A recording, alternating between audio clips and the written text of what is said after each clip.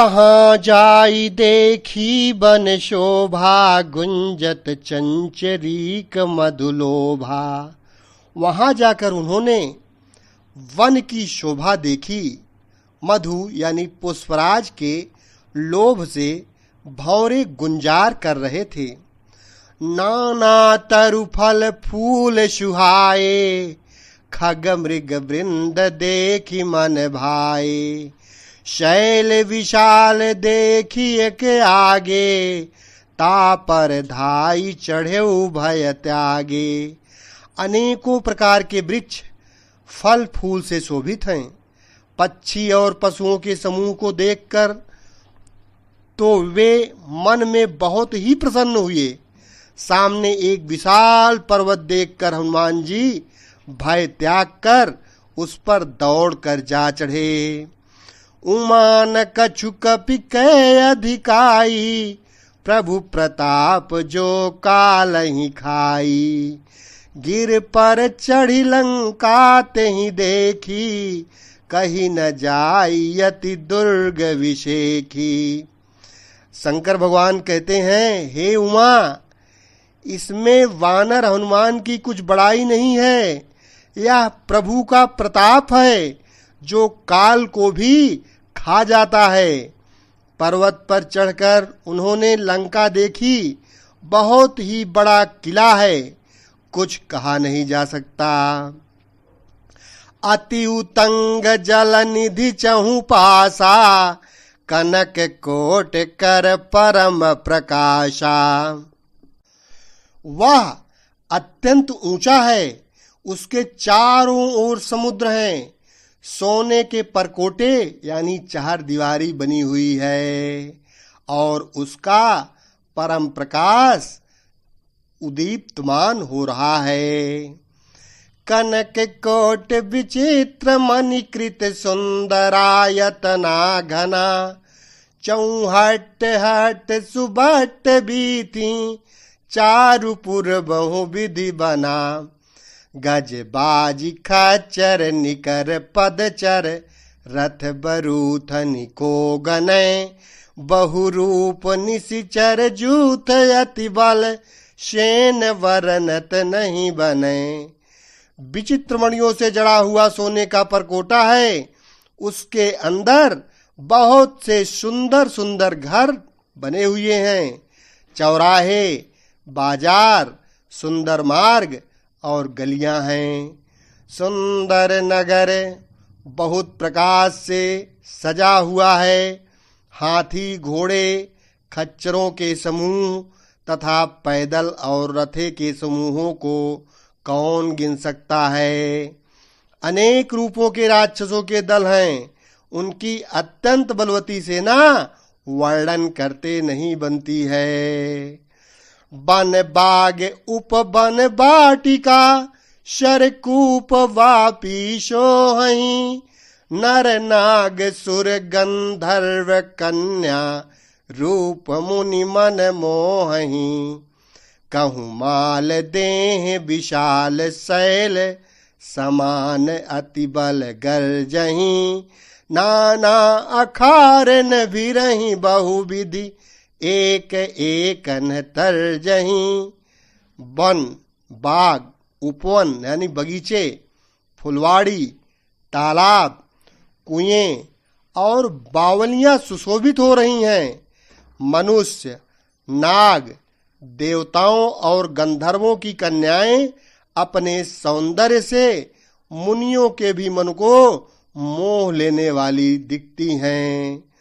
कहीं पर्वत के समान विशाल शरीर वाले बड़े ही बलवान मल्ल यानी पहलवान गरज रहे हैं। वे अनेकों अखाड़ों में बहुत प्रकार से भिड़ते और एक दूसरे को ललकारते हैं। करि जतन भट कोटिन विकट तन, नगर चहु दिसि रचहीं। कहूँ महिष मानुष धेनु खर अज, खल निशाचर भचहीं। एहि लागी तुलसीदास इनकी, कथा कछुए कहे कही। रघुबीर सर तीरथ शरीरनि, त्यागी गति पई हैं सही। भयंकर शरीर वाले करोड़ों योद्धा यत्न करके यानी बड़ी ही सावधानी से नगर की चारों दिशाओं में यानी सब ओर से रखवाली करते हैं। कहीं दुष्ट राक्षस भैंसों, मनुष्यों, गायों, गधों और बकरों को खा रहे हैं। तुलसीदास ने इनकी कथा इसलिए कुछ थोड़ी सी ही कही है कि ये निश्चय ही श्री रामचंद्र जी के बाण रूपी तीर्थ में शरीरों को त्याग कर परम गति पावेंगे। पुर रखवारे देखी बहु कपि मन कीन विचार। अति लघु रूप धरो निशी नगर करो पैसार। नगर के बहुसंख्यक रखवालों को देखकर हनुमान जी ने मन में विचार किया कि अत्यंत छोटा रूप धारण करके और रात के समय में मैं नगर में प्रवेश करूं। मत्सक समान रूप कपिधरी लंका ही चले सुमेरी नरहरी। नाम लंकिनी एक निशिचरी सो कह चले सी मोहि निंदरी। हनुमान जी मच्छर के समान छोटा सा रूप धारण करके नर रूप से नीला करने वाले भगवान श्री रामचंद्र जी का स्मरण करके लंका को चले। लंका के द्वार पर लंकिनी नाम की एक राक्षसी रहती थी।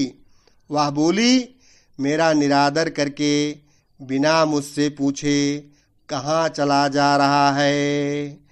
जाने ही नहीं मरम सठ मोरा मोर आहार जहाँ लगी चोरा। मुठी का एक महाकपिहनी रुधिर बमत धरनी धन मानी। हे मूर्ख, तूने मेरा भेद नहीं जाना। जहां तक यानी जितने चोर हैं वे सब मेरे आहार हैं। महाकपि हनुमान जी ने उसे एक घूसा मारा जिससे वह खून की उल्टी करती हुई पृथ्वी पर लुढ़क पड़ी। पुनि सम्हारी उठी सोलंका जोरी पान कर विनय सशंका। जब रावण ही ब्रह्म वर दीना चलत विरंची कहा मोहि चीना। वह लंकिनी फिर अपने को संभाल कर उठी और डर के मारे हाथ जोड़कर विनती करने लगी। वह बोली, रावण को जब ब्रह्मा जी ने वरदान दिया था तब चलते समय उन्होंने मुझे राक्षसों के विनाश की यही पहचान बता दी थी कि बिकली हो शितय कपि के मारे तब जाने सुनि सिचर संघारे। तात मोर अति पुण्य बहुता देख्यूं नयन राम कर दूता। जब तू बंदर के मारने से व्याकुल हो जाएगी तब तू राक्षसों का संहार समझ लेना। हे तात, मेरे बड़े ही पुण्य हैं जो मैं श्री रामचंद्र जी के दूत यानी आपको नेत्रों से देख पा रही हूँ। तात स्वर्ग अप वर्ग सुख धैर्य तुलायक अंग। तूलन ताहि शकल मिली जो सुख लव शत संग। हे तात, स्वर्ग और मोक्ष के सब सुखों को तराजू के एक पलड़े में रखा जाए तो भी वे सब मिलकर भी दूसरे पलड़े पर रखे हुए उस सुख के बराबर नहीं हो सकते जो लव यानी क्षण मात्र के सत्संग से होता है। प्रविशि नगर कीजे सब काजा हृदय राखी कौशलपुर राजा। गरल सुधारी पुकरहि मिताई गोपद सिंधु अनल सितलाई। अयोध्यापुरी के राजा श्री रघुनाथ जी को हृदय में रखते हुए नगर में प्रवेश करके सब काम कीजिए। उसके लिए विष अमृत हो जाता है जो शत्रु मित्रता करने लगते हैं। समुद्र गाय के खुर के बराबर हो जाती है। अग्नि में शीतलता आ जाती है। गरुण सुमेरु रेणु समताही, राम कृपा करि चितवा जाहि। अति लघु रूप धरेउ हनुमाना, पैठा नगर सुमिरि भगवाना। और हे गरुण जी, सुमेरु पर्वत उसके लिए रज के समान हो जाता है, जिसे श्री रामचंद्र जी ने एक बार कृपा करके देख लिया। तब हनुमान जी ने बहुत ही छोटा रूप धारण किया और भगवान का स्मरण करके नगर में प्रवेश किया। मंदिर मंदिर प्रति करि शोधा, देखे जहाँ तहाँ अगणित जोधा। गयौ दशानन मंदिर माही, अति विचित्र कही जात सुनाही। उन्होंने एक एक यानी प्रत्येक महल की खोज की, जहां तहां असंख्य योद्धा देखे। फिर वे रावण के महल में गए। वह अत्यंत विचित्र था, जिसका वर्णन नहीं हो सकता है। शयन किए देखा कपिते ही, मंदिर महु न दीखि भय देहि। भवन एक पुनि दीख सुहावा, हरि मंदिर तहाँ भिन्न बनावा। हनुमान जी ने उस यानी रावण को शयन किए हुए देखा, परंतु महल में जानकी जी नहीं दिखाई पड़ी। फिर एक सुंदर महल दिखाई दिया। वहां उसमें भगवान का एक अलग मंदिर बना हुआ था।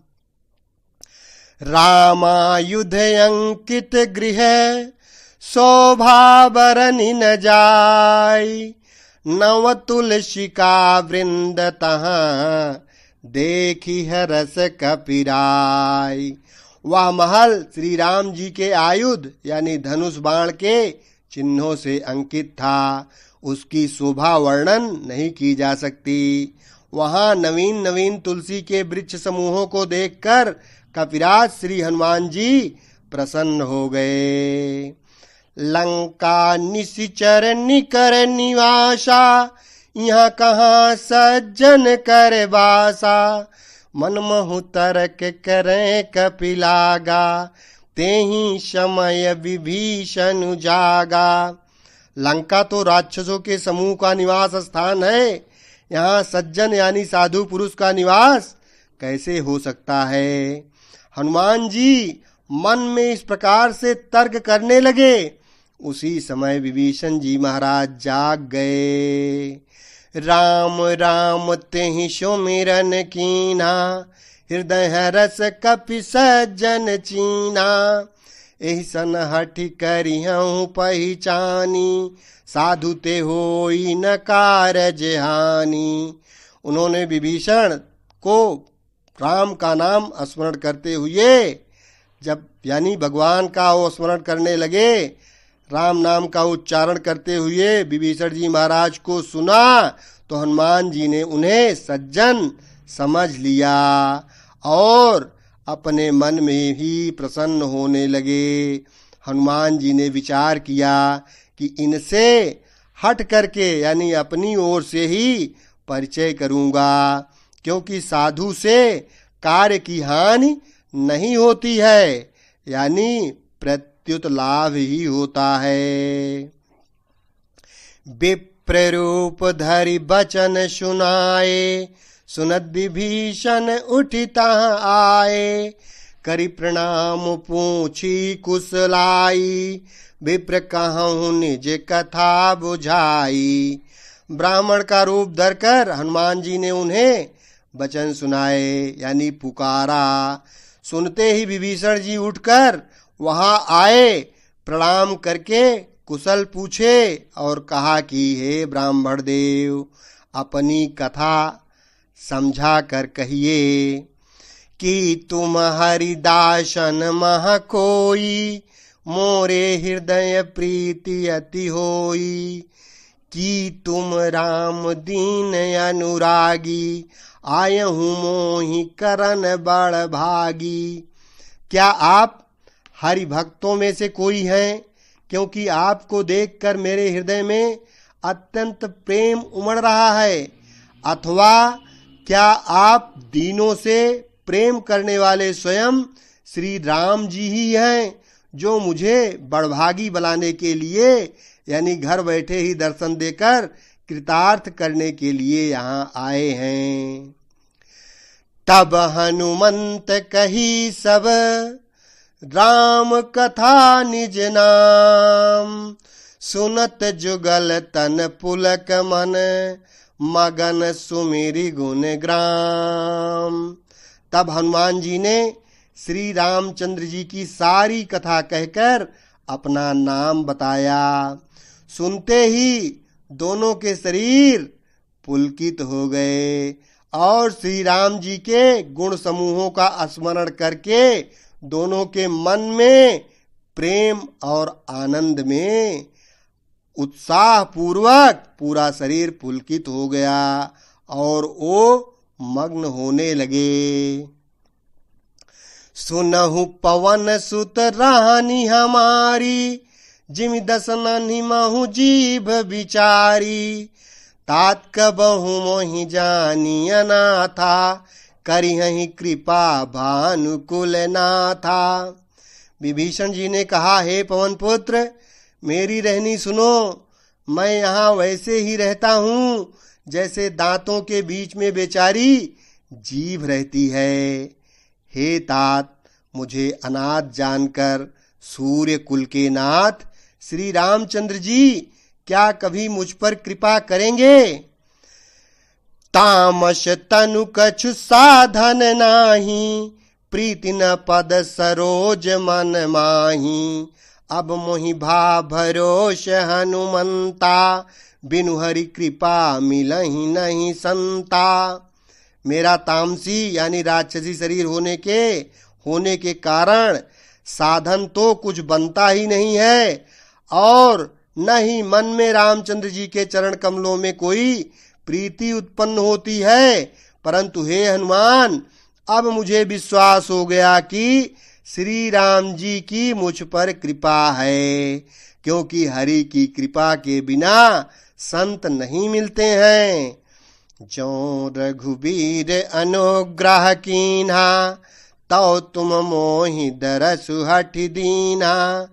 सुनहु विभीषण प्रभु कै रीति, करहि सदा सेवक पर प्रीति। जब श्री रघुबीर ने कृपा की है तभी तो आपने मुझे हठ करके अपनी ओर से दर्शन दिए हैं। हनुमान जी ने कहा, हे विभीषण जी सुनिए, प्रभु की यही रीति है कि वे सेवक पर हमेशा ही प्रेम किया करते हैं। कहूँ कवन मैं परम कुलीना, कपि चंचल सबहि विधिहीना। प्रात ले जो नाम हमारा, तेहि दिन ताहि न मिले आहारा।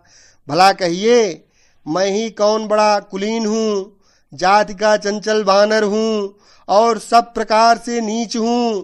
प्रातः काल जो हम लोगों यानी बंदरों का नाम ले ले तो उस दिन उसे भोजन न मिले। असमय अधम सखा सुनु, मोहु पर रघुबीर। कीन्ही कृपा सुमिरि गुण, भरे बिलोचन नीर। हे सखा सुनिए, मैं ऐसा अधम हूँ, पर श्री रामचंद्र जी ने तो मुझ पर भी कृपा ही की है। भगवान के गुणों का स्मरण करके हनुमान जी ने दोनों नेत्रों में यानी प्रेम अश्रुओं का जल भर लिया। उनके आंखों में जल भर आया। जानत हूँ अस स्वामी बिसारी, फिरहि ते काहि न होई दुखारी। एहि विधि कहत राम गुण ग्रामा, पावा अनिर्वाच्य विश्रामा। जो जानते हुए भी ऐसे स्वामी यानी श्री रघुनाथ जी को भुलाकर विषयों के पीछे भटकते फिरते हैं, वे दुखी क्यों न हो। इस प्रकार श्री राम जी के गुण समूहों को कहते हुए उन्होंने अनिर्वचनीय यानी परम शांति को प्राप्त किया। पुनि सब कथा विभीषण कही, जहि विधि जनक सुता तह रही। तब हनुमंत कहा सुनु भ्राता, देखी चाहूं जानकी माता। फिर विभीषण जी ने श्री जानकी जी की किस प्रकार से वहां लंका में रहती हैं, इस बारे में सब कुछ बताया। तब हनुमान जी ने कहा, हे भाई सुनो, मैं जानकी माता को देखना चाहता हूं। शेष अगले भाग में।